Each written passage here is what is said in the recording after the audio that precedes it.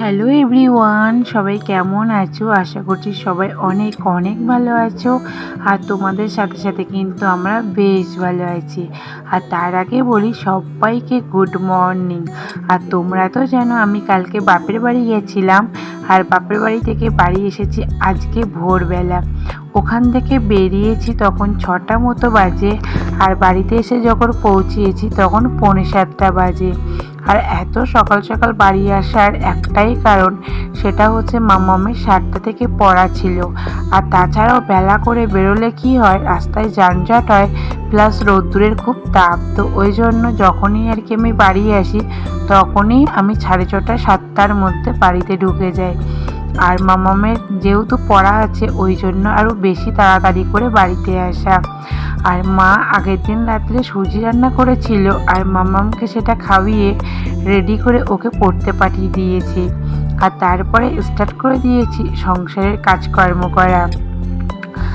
আর আমার না একঘেয়েমি কাজ করার থেকে কোথাও যখন ঘুরতে যাই সেখান থেকে বাড়ি এসে কাজ করার ইচ্ছাটা কিন্তু আমার দ্বিগুণ হয়ে যায়। কেন হয় আমি জানি না। তো আমার মতো কার কার এমন হয় কমেন্টে জানিও তো, যে কোথাও থেকে ঘুরে আসার পরে কাজ করতে বেশি ভালো লাগে, সংসারের কাজকর্মের দিকে বেশি মন যায়।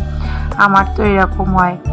আর বাবা যেহেতু দেরি করে ওঠে, তো ওই জন্য আর কি বাবার ঘরে আমি বিছানাটা তুলতে পারিনি, তো ওই জন্য মা তুলে দিচ্ছে। আর আমাকে বলছে যে মৌসুমি কী রান্না করবে। তো আমি বললাম যে মা, বাড়িতে তো একটু রিচ খাওয়া হয়েছে, তো তুমি কিছু যা খুশি নিয়ে আসো, হালকা পাতলা রান্না করে নেব।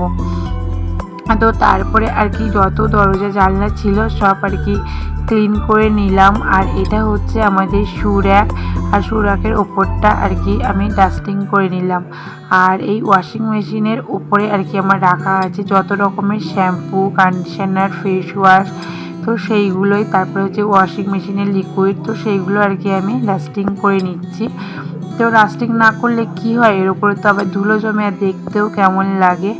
আর তোমাদের তো বলেছি আমাদের রাস্তার ধারেই বাড়ি, তো সুতরাং সবসময় আর কি ডাস্টিং করেই রাখি আমি।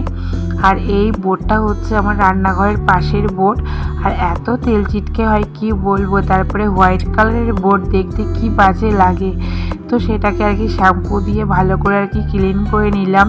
আর এদিকে আমার ভাতটা ফুটে গেছে, তো ওই জন্য আর কি গ্যাসটা অফ করে ভাতের ছড়াটা দিয়ে ঢাকা দিয়ে রেখে দিলাম। তো তারপরে মিনিট 15 পরে গিয়ে আর কি গ্যাসটা আবার ধরাবো। তো তার আগে আর কি চলে এলাম মামামের ঘরে।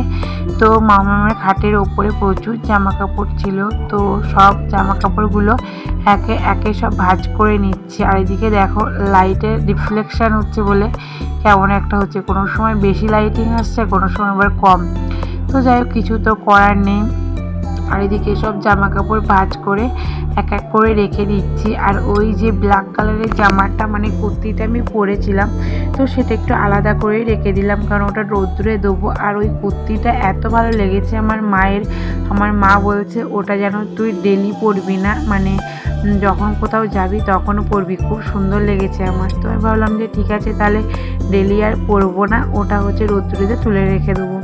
তারপরে মাম্মাম বাড়ি এসেছে, তো মাম্মামের আর কি খাতা বই টইগুলো সুন্দর করে গুছিয়ে রেখে দিলাম।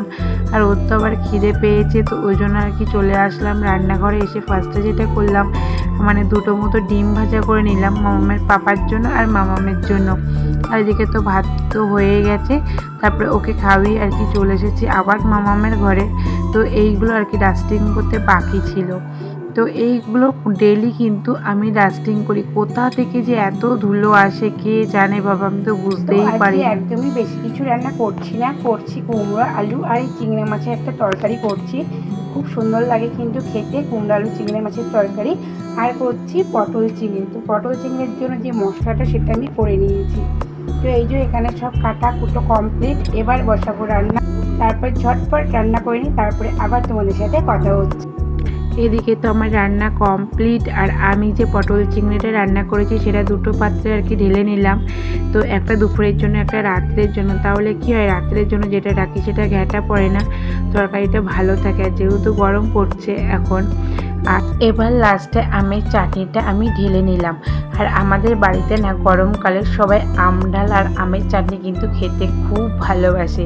তুমি অন্য তরকারি চাই নাই করো, আম ডাল আর আমের চাটনি কিন্তু মাস্ট থাকবেই। তো তারপরে এদিকে প্রচুর বাসন কোসন পড়েছে, তো সেইগুলো একে একে সব মেজে ঘষে নিচ্ছি। আর তারপরে বাসন কোসনগুলো উবুর দিয়ে তারপরে ভালো করে গ্যাসের ওভেনটা পুছে নিলাম। আর যখন রান্না করি না তখন বোঝা যায় না যে চতুর্দিকে এত তেলের ছিটকা লাগে, তো পরে যখন ক্লিন করি তখনই বুঝতে পারি যে চতুর্দিকে কত তেল ছিটকায়। তো ভালো করে মিক্সচারটা পুছে নিলাম, গ্যাসের ওভেনটা ভালো করে আর কি পুছে নিয়ে শুকনো ন্যাকড়া দিয়ে বেসিনটা পরিষ্কার করে নিলাম। আর এদিকে আজকে লবণটা